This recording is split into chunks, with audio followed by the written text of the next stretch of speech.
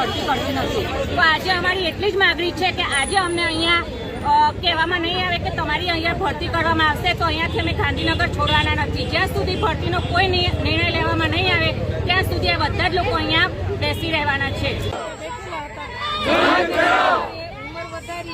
અને ગતકડું આપી દીધું છે અને વ્યાયામવીરોને અંગ્રેજ નીતિ પ્રમાણે આગલા પાડીને રાજ કરો એવો અમારામાં સંગઠન મનોબળ કરવાની કાર્યક્રમ છે. અમે વ્યાયામવીરો મક્કમ છીએ. અમારું સંગઠન તૂટવાનું નથી.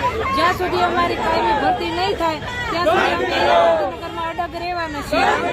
અમારી ફક્ત સાહેબ એક જ કે વ્યાયામ શિક્ષકોની